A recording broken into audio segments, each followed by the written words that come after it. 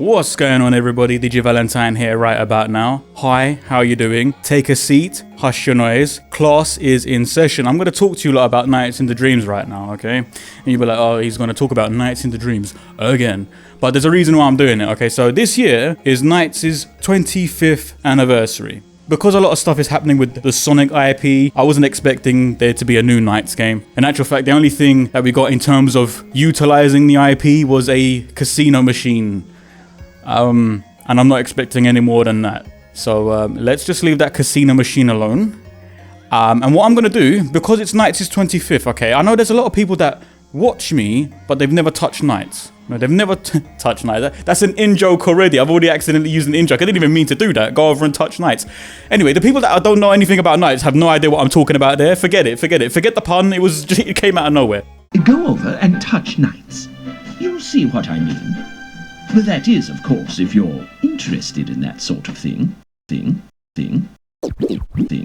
But when it comes down to my audience, I know a lot of people might have never played Nights into Dreams before. They see me talking about it, but they might have never played it. So what I really want to do, because it's Nights' 25th anniversary this year, I want to try and introduce new players into this game. I want to bring some people in to try it out, okay? So that's what this video is going to be about. I'm going to just break it down for you on how you're supposed to play this game. Because when it comes to Nights, it's an old school game. It doesn't tell you straight out what you should be doing, and that can turn some people off. I don't want to discourage people. I want to really sort of intrigue other people and play this game so they can check it out for themselves and actually enjoy it. So that's what this video is going to be about. I'm going to try and tell you in layman's terms what you're going to get out of Nights and what the best way to play this game is so you actually understand it and enjoy it. Because way back in the day, man, when I first played it for the first time, I don't know what the hell I was doing.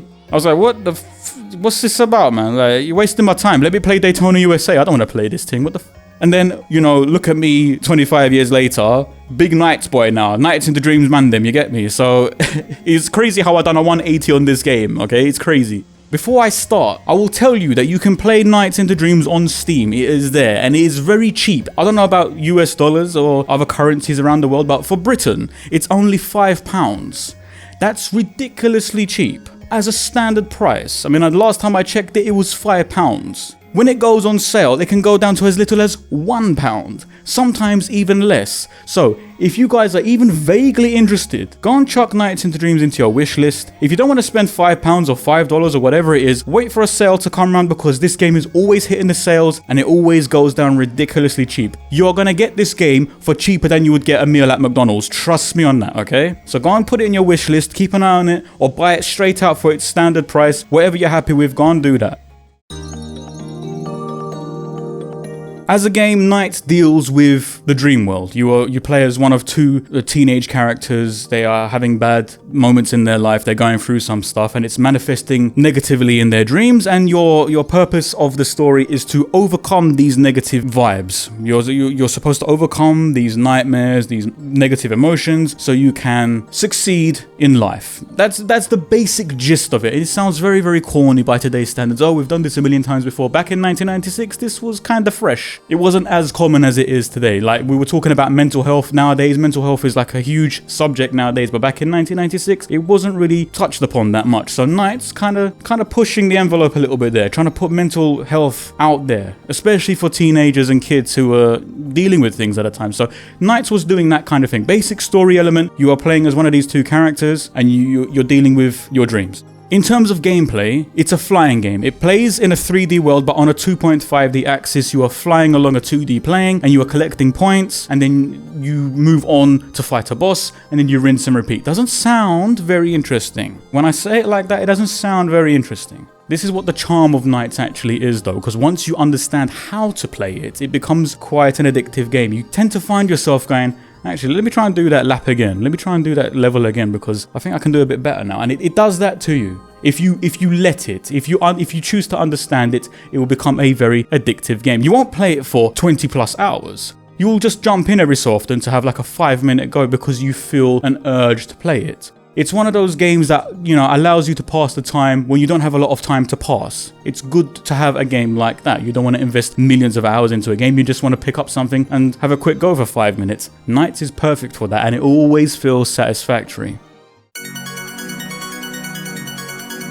So let's talk about the gameplay then, okay? I'm going to tell you, as I said, you're going to pick one of two characters, either Elliot or Clarice. You're going to dive into the dream world. So when you dive into the dream world, you're going to be thrown information and you're going to not sure what to do, okay? You are a 3D character in a 3D space and you can run around in a 3D area, and your first instinct is probably like, I'm going to explore, I'm going to see what's around here.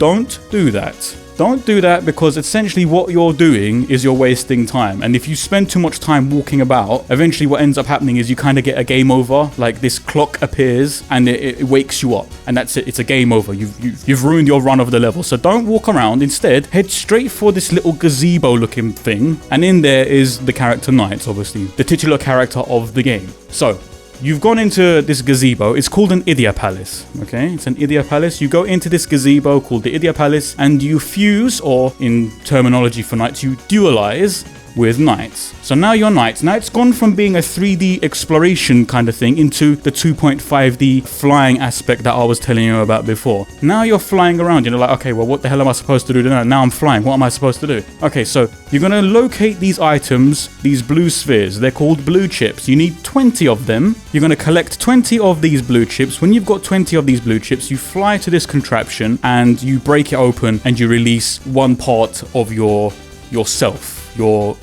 identity, so to speak. Like there's these colored orbs inside of these contraptions, and when you break one open, you get another part of yourself back. And what you're supposed to do now is, okay, you've got 20 blue chips, you've broken open the thing, you've got the giant floating orb, and you're supposed to take it back to that gazebo, okay? That Idia Palace, you're supposed to take it back to there, you'll cash in your points, and then you will start the next course in this level. And it's another course where you get 20 more blue chips, you break open the capture, you get your Idia back, you take the Idia back to the palace, then you start the next course. Rinse, repeat, so on and so forth. Again, it doesn't sound very interesting. Once you've finished all the courses for the level, you then go and fight a boss, and then you go to the next level, and so on and so forth. As I said, doesn't sound very interesting.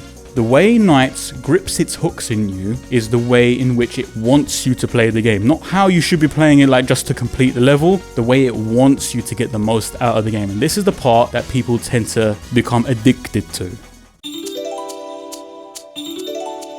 See, when you dualize with knights, when you fuse together with knights and you start flying around, you have a timer at the top of the screen now. That's the amount of time that you have left before you undualize and you unfuse with knights and you revert back to being the boy or the girl. So what the game wants you to do is complete the courses within the time. The timer's counting down. You have to complete the courses before the timer counts down. Every time you start a new course, the timer goes back up again. So you're thinking to yourself, okay, so what I need to do is I need to get those 20 blue chips, I need to get the Idia out of that contraption, I need to get it back to the Idia Palace all before the time runs out. Automatically, your brain is thinking it's a race against the clock. I am racing against the clock to get what I need to do done before I accidentally revert back into being the teenage kids. What's great about NiGHTS is how it spins the concept of time and utilizing a timer on its head. Because what you can do is you can get 20 blue chips, you can break open the contraption and get your dream energy back, and then you can go back to the gazebo and start the next course. You have another option. When you get back to the gazebo, instead of going into it to start the next course, fly over the top, because what that does is it keeps you on the course that you were just on and it respawns all the items. So now what you're doing, instead of rushing back to the Idia Palace, you are now doing laps around the same course and you're building your points up. And what this game wants you to do, instead of just rushing back and starting the next course, is it wants you to use up as much of the time you have for that course to get as much done as you can in that time. It wants you to chase down every available second that you have to grab as many points as you can. So you fly over the gazebo, the Idia Palace, you fly over and you're doing laps and the items are respawning and you're getting links as well. When you link between point items, between blue chips, between star chips and so on, when you rack points together and you link them together, the bonus multiplier is higher, so you're going to get more points. So now you're feeling enticed to try and link items together. As you collect this row of chips, oh, I have to get to that next row of chips before the link disappears so I can boost my overall score. So now you're testing yourself. How many links can I get in a lap? How many links can I get on this particular course? How many links can I get in this entire stage? You know, so you're testing yourself. And the brilliant thing about the timer is how it pushes you. It pushes you. It wants you to. The game wants you to say to yourself, I've got 15 seconds left. Can I get another lap done? and back to the Idia Palace in time before I run out of time? Do I have enough time to do one more course and get another string of points? I have not played another game that does this kind of, the way it entices you to use up as much time as you are on a race against time, but it also wants you to utilize all the time that you have. It doesn't want you to finish too early. It wants you to carry on. And I've not played another game that does it in this way, and that's the addictive nature of Nights into Dreams. So for example, here in Spring Valley, we're going to collect the blue chips. We're going to deposit those blue chips into the Idia capture. Now it says bonus time begin. The game is telling you, look, okay, you completed the main objective pretty quickly. Now you've got bonus time. You've got whatever's left on the clock. Use that time. Go and get more points and then try and get back to the Idia Palace before the time runs out. So use that time. Once you've got your Idia from the machine, once you've broken it out of that contraption, fly over that Idia Palace and keep doing laps. Keep an eye on the time. Keep doing laps. See how much time you've got. Oh, I can do another lap. Just go and keep going and rack those points up. Because people get confused, like, okay, again, it's a game from 1996. It drops you into a 3D plane and you're walking around a 3D area. And then you dualize with Knights and all of a sudden now it's acting like a 2D game. And now I'm flying. And what am I supposed to do with these? And what is that contraption? And what am I supposed to do with this item now that I've broken it out of that contraption? It's an old game, it doesn't hold your hand, okay? But once you get it down, you're like, okay, so this is a straightforward game, I get it. But what's the hook? What is the hook? It wants me to fly around, it wants me to break open my dream energy and bring it back to the Idia Palace. That's what it wants me to do, but what's the hook? What does this game really want me to do? And what this game wants you to do is chase down every available second that you have. Use every available second that you have to get as many points as you can, to complete as many laps as you can. Do as much as you can in the time you have.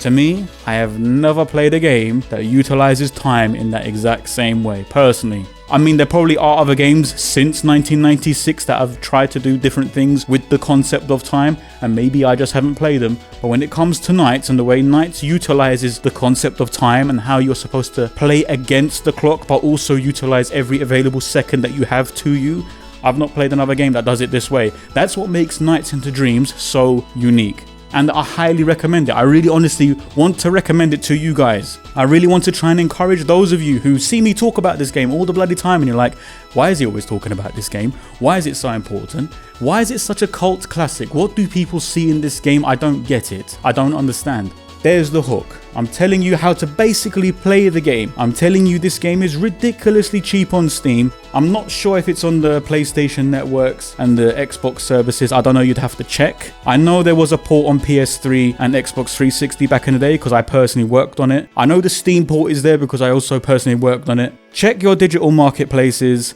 I 100% know it's on Steam because it's always on sale on there. Grab yourself a copy of Nights into Dreams and actually give it a go. Take my advice in this video. Utilize the time you have. Get as many links as you can. Get as many points as you can. Chase down every available second. You are going to be clenching your butt cheeks when that clock is counting down to like the last 3 seconds of a lap.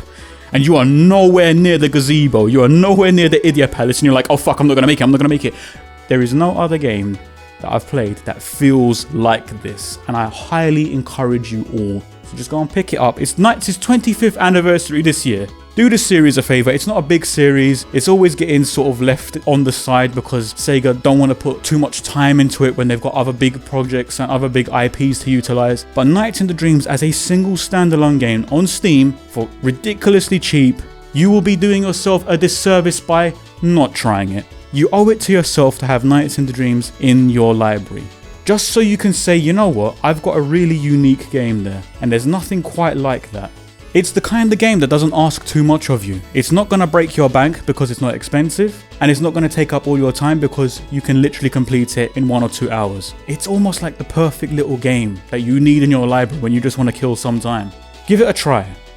The Steam version is, it's not the original Sega Saturn game because the Sega Saturn source code, you know, you can't work from it. So when they made this port on the Steam version, the 2012-2013 port, it's actually a port of a PlayStation 2 version of the game. They remade the game in like 2008 for PlayStation 2, but it was only released in Japan. So when Sega were bringing this to Steam and modern consoles and stuff, they were using the 2008 remake for the basis of the port. They can't utilize the old Sega Saturn code for numerous reasons, so they are using a remade version. So basically, the PC port of Nights into Dreams is a port of a remake from 2008, but it still plays the same. You're still going to get the same feel. You're still going to get that sense of speed and sense of accomplishment when you chase down all those available points in those available seconds. Highly recommend it. I'm going to shut up now because I'm talking way too much about this, but I really want you guys to try. I know there's a lot of people here who have never played this. If you've got Steam and you've got an hour and you've got $5 or £5 in your wallet, just go and get it. But yeah, I am going to shut up now. Go and try Nights into Dreams. It's Nights' 25th anniversary this year, and if I can do one thing for this game, it's to encourage and also educate people on how to play this game. I've been DiGi Valentine. Thanks for your time. Take care and stay safe.